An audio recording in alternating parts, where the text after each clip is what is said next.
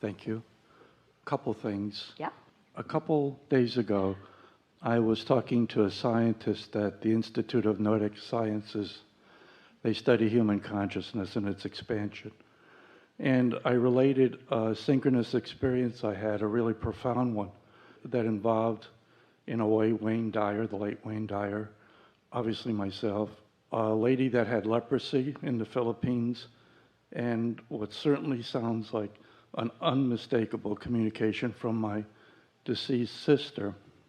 Just to quickly say it, I had lent out 6 cassettes from Wayne Dyer called Real Magic. When they were returned to me, all were rewound except for 1 cassette. And at first I thought, oh man, you think they could at least rewind this, you know? And then I thought, well, maybe there's a message here for me. So I walked over to my fancy cassette player connected to my sophisticated music system, dropped it in, and I said, this is the side. Dropped it in and hit the play button. And what I heard was Wayne Dyer saying, suppose you haven't heard from your sister in 3 years, and you're thinking how nice it would be to talk to her, and the telephone rings. I knew what came next. It's her calling you. So I hit the stop button, and I sat on the floor, and I said, wow, it's been 3 years since my sister passed. I would really love to hear from her. Rewound the tape, went to bed. There was a letter on my desk that day that arrived from the Philippines. I would send money several times a year to a lady that had leprosy. She would always send back to me this detailed letter thanking me and saying I bought a pair of sneakers for my daughter, this and that, a detailed list. And this had gone on for years.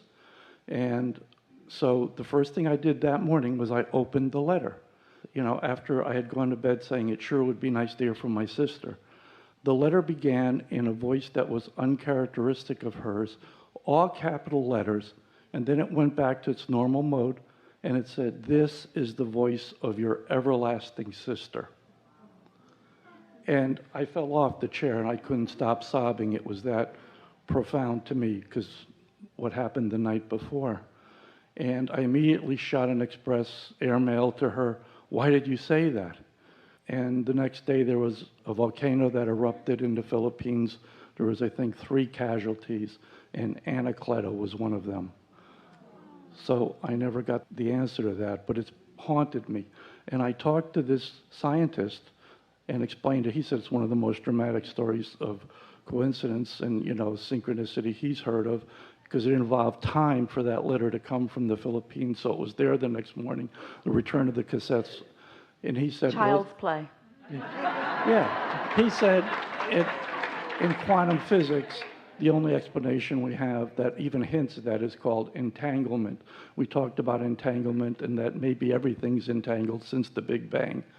I'm wondering what your thoughts are on that. Well, we've been talking about it already, about the content of the vortex and about the knowledge of your inner being / source energy, which are all one and the same, who always know where you are in any moment in time in relationship to everything you want. And so that timing that we're talking about is always about your readiness.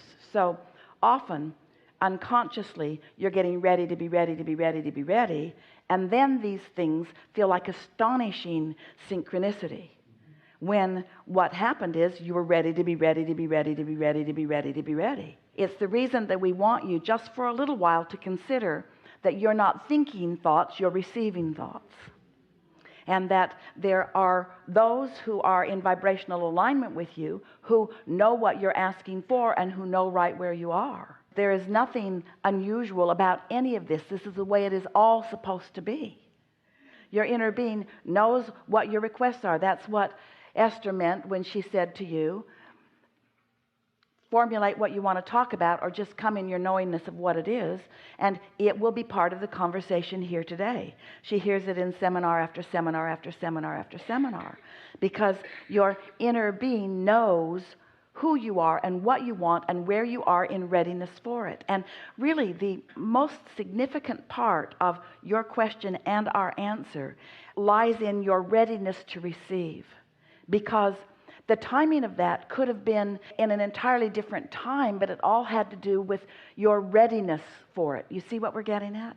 Imagine that your inner being is all-knowing, as your inner being is, about you and what's in your heart and what you've lived and even the contrast you've lived and what you've evolved to as a result of it. What if your inner being knows all that you've become? What if all of that had already happened?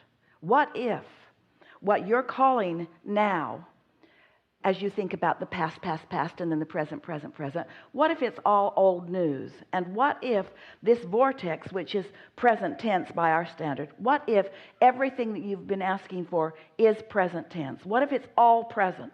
What if your friend's desire to communicate with you was present tense, always? And what if your desire to communicate was present tense? What if you were so connected to your vortex that it was all present tense, and then you get into the receiving mode where what is present tense can come into your world that you think is present? Getting a little whiff of that? What is a manifestation anyway? It's an awareness, it's a perception. What is time anyway? It's awareness or a perception. And so it's a beautiful thing when a group of people can come together like you all have, and here we are in this room, and you think you're experiencing, and you are, this physical environment, but there is another environment that you are tapped into at the same time, which holds everything that you are about, everything that you want to understand, and everything that you want to know. And as we visit with you about things that at many levels of your being you already know, and as we sort of cajole you and kid you and play with you and reach you through the things that Esther finds words to say that we mean, as you little by little, even in the framework of a morning like this, find vibrational alignment with who you really are, now you're ready for more of that, what you want to call divine timing, where you're just in the receptive mode. Everything in your vortex is ready to be received by you now.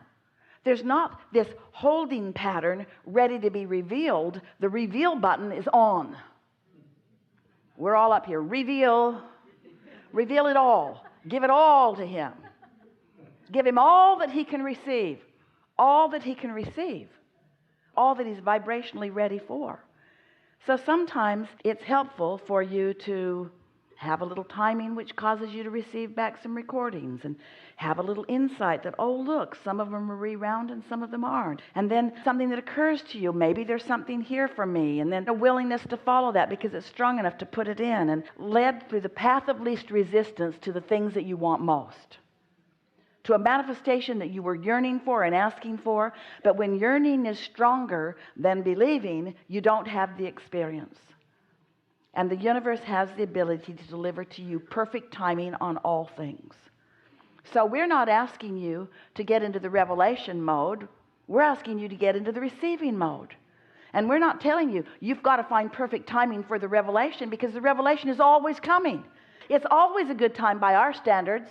It's always a good time for you to receive what you want to call the miracle, which we call the child's play, easiest thing in the whole world to give you anything and everything that you've been asking for. You just got to be ready for it. And if you're not ready for it, you're not ready for it. And we don't mean that you should be ready for it.